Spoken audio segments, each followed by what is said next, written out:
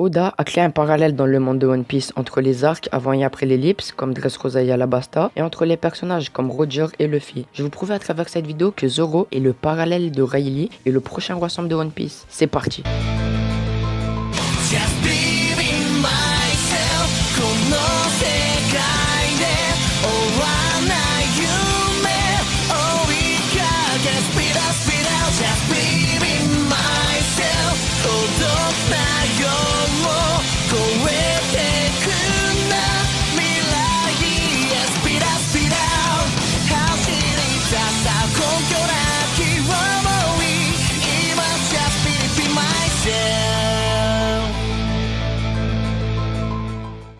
Il y a déjà beaucoup de points communs entre Zoro et Rayleigh. Les deux sont épéistes et ils aiment le saké, sont tous les deux vice-capitaines, bras droit et premier membre de l'équipage de l'ancien ou futur roi des pirates. Leur plus grand point commun reste la cicatrice sur l'œil et le torse.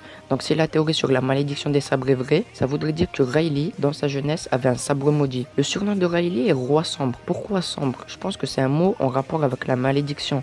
Rayleigh a été la première personne à maîtriser totalement le pouvoir de son démon et a reçu le titre de Seigneur des Ténèbres. Actuellement, Zoro est à la première étape de la maîtrise de ses démons. Il s'est fait la cicatrice pour contrôler un des deux démons. Il doit encore s'entraîner et ouvrira son œil dans un combat important. Après avoir atteint son plein potentiel, il développerait une nouvelle technique incroyable surpassant Rayleigh, et quand il utilisera cette technique pour vaincre un adversaire surpuissant comme l'une des trois calamités ou le shogun de Wano Kuni, il obtiendra le titre de Seigneur des Ténèbres ou Dark King en anglais. Rayleigh est le meilleur épéiste de l'ancienne époque. Zoro sera le meilleur épéiste de cette nouvelle ère, devenant une légende et le nouveau Seigneur des Ténèbres.